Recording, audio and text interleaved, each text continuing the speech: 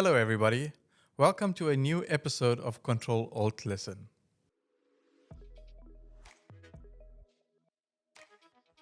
When contemplating startups, innovation is the immediate association as they seamlessly intertwine. These enterprises act as catalysts for groundbreaking ideas and transformative solutions, reshaping industries.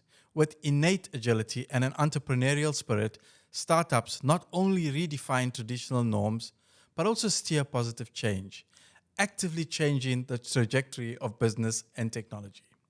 Embracing risk and creativity, these dynamic entities propel societies into the future, cultivating a culture of ongoing innovation. Alternatively, another way of looking at it is to understand how crucial it is for startups to stay abreast of the latest trends and technologies, navigating the nuances of their adoption along with associated pros and cons. Today, we are privileged to welcome a distinguished guest speaker, Mr. Khaled Ismail, serving as the chairman at the Marketing Society and as the CEO of Tough Love Advisors.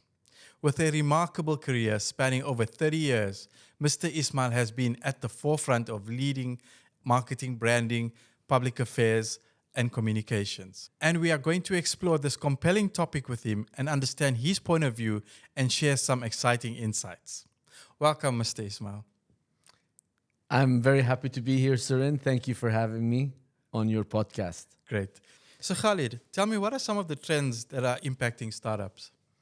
You know, startups are something that are close to my heart. The concept of it is started when I was young. Starting a company is what a startup is, and dreaming of having something of your own.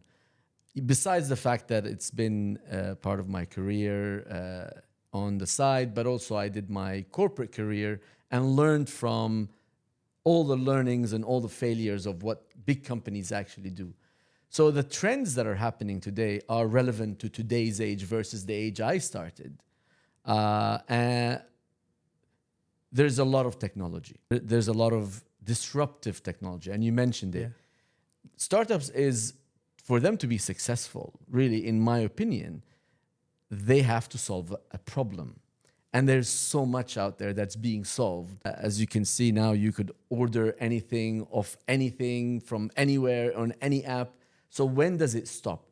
The idea is for you to be able to keep up with the trends, is to find out what technology is going to enable you to solve the latest problem.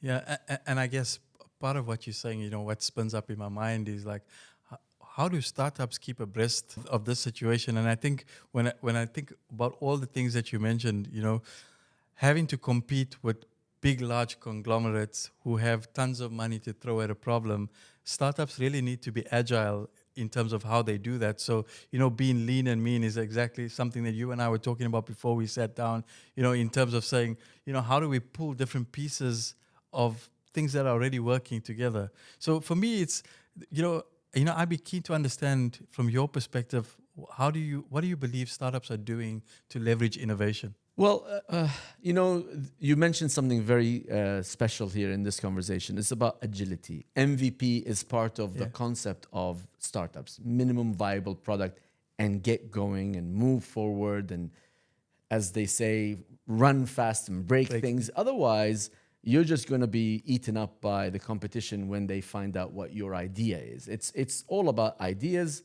that will solve problems. So I think leveraging technology is something that we have to be aware of. I mean, the AI, of course, you cannot have a conversation without AI today. Yeah. The blockchain, all these tools that allow you to move faster and quicker. The one thing that I think some people forget about is the customer centricity. Yes. The customer and the customer, consumer, user, whatever you want to call it, for them to be able to have a seamless relationship with you, an easy interaction with you and solving that problem that I was referring to.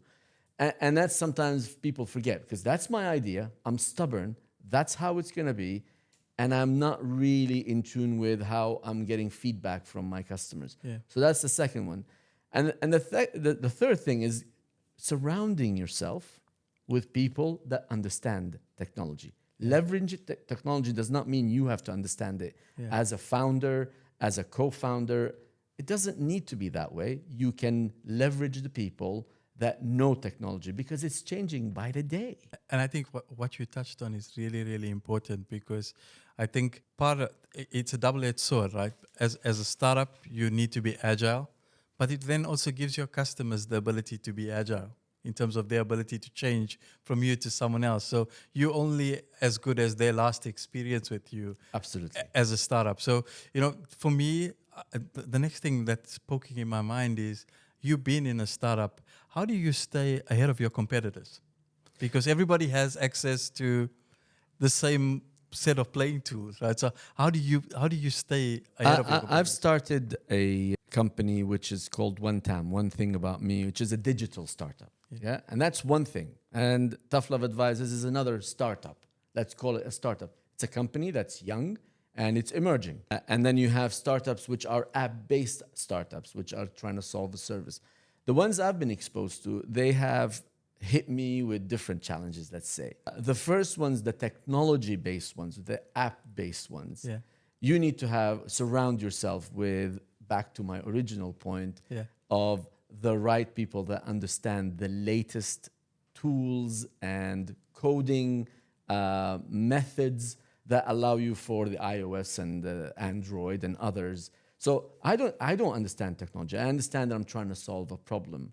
So for me, the concept of surrounding myself with the latest and greatest of knowledge was one of the solutions. Did I get it right? No, because it was too late.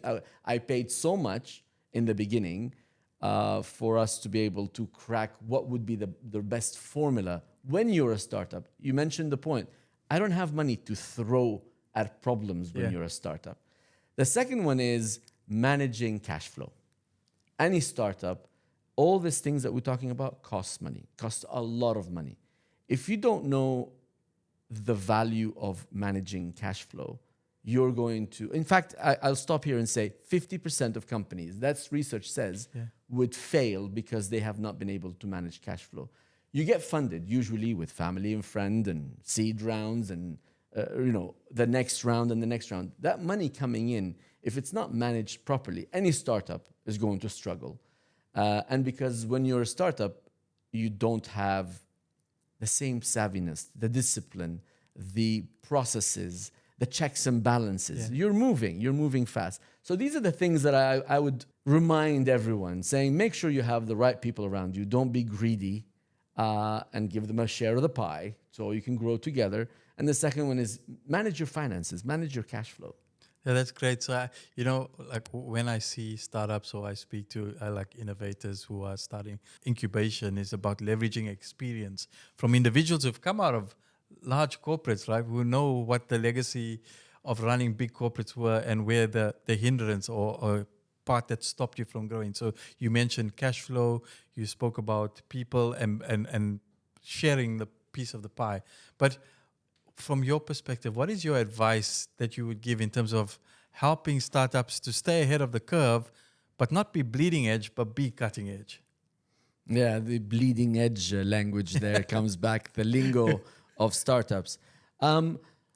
There is no one formula for me. I've learned from different experiences and the failures that we've had and the successes, of course.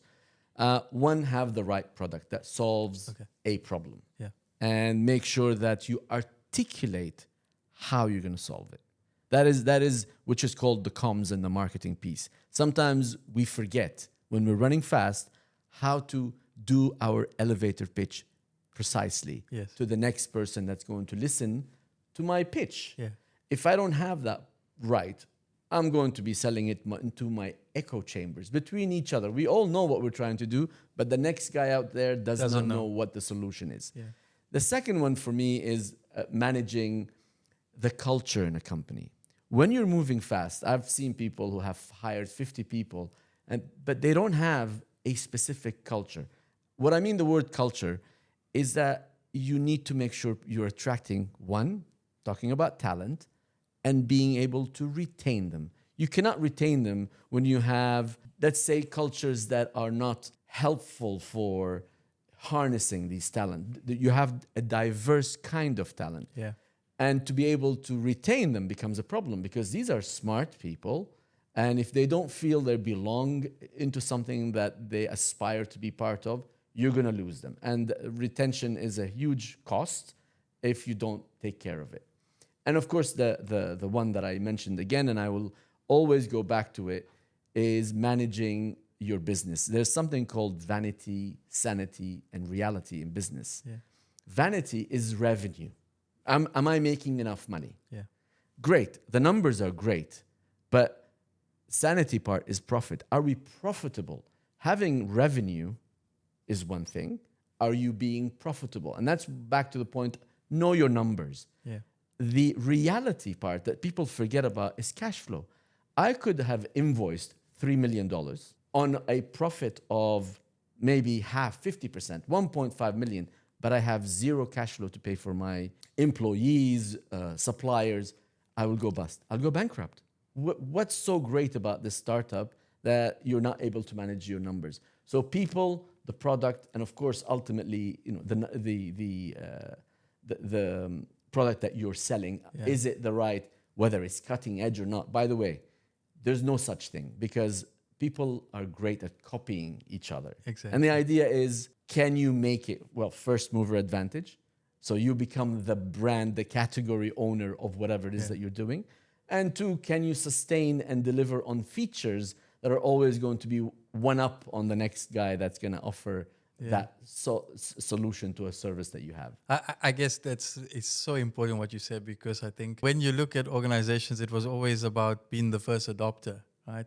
And I think in the startup mentality, it's not always that important to be the first adopter. It's how do you better the product that's already out. And a really good example is if you take Uber as an example, and then you look in the Middle East, how that's diversified into so many different modes of delivery, whereas Uber started out as just a traditional, ride-sharing service. But in the Middle East, it's an all-sharing service, I think, with all the services that they've leveraged.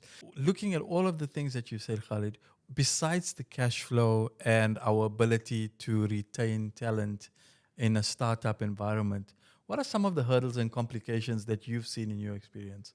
I think regulatory stuff, because obviously some of these ideas are not, especially with AI and blockchain and all the back end of the technology, there's no rules. There are no fast rules for it. You can't open some legal document and you face people questioning, can I actually do that? Is it legal to do that? Because it's never been done before.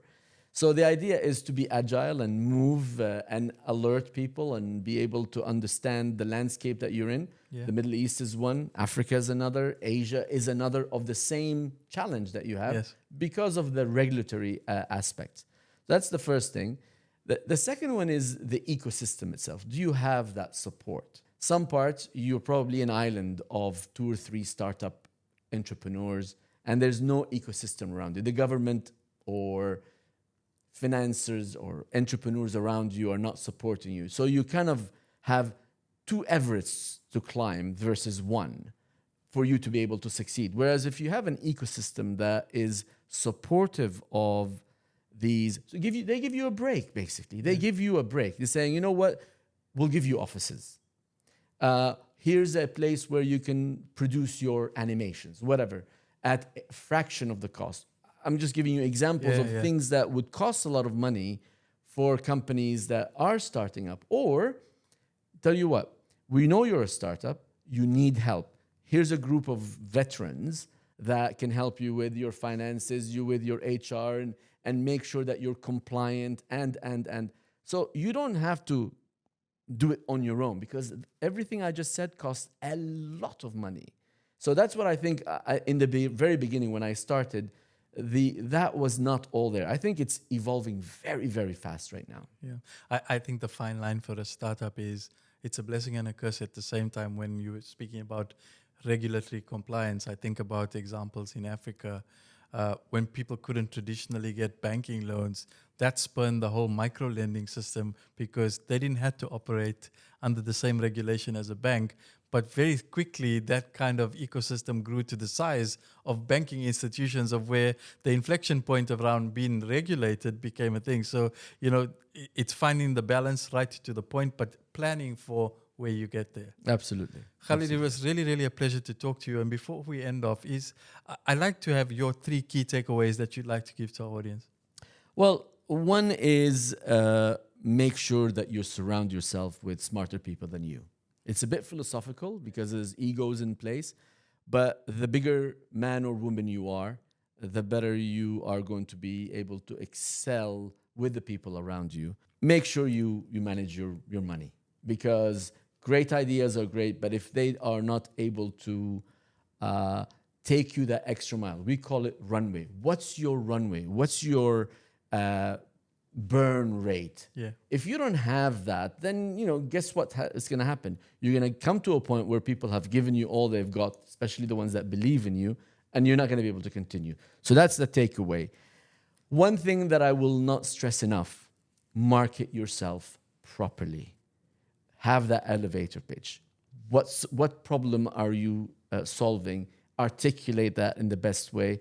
Market yourself, because a lot of those so-called startups, especially in the technology side, they're introverts, they're techies, they're geeks, let's call them. Love geeks, but they're not very good at articulating what is it that they're trying to do. So master it. Bring someone that can help you do it, and or become a prolific communicator to be able to communicate and market yourself and your idea and your product. Khaled, thank you very much for taking the time to spend the last few minutes with us and sharing your insights with our audience. I really appreciate everything you've done, and I look forward to having you back in the same chair next time sharing some more insights. Thank you very much for having me, Suren, and I look forward to that myself as well. My pleasure. Thank you. Thank you very much for watching. Please remember to hit subscribe to be engaged in further sessions of CTRL ALT Listen. Thank you.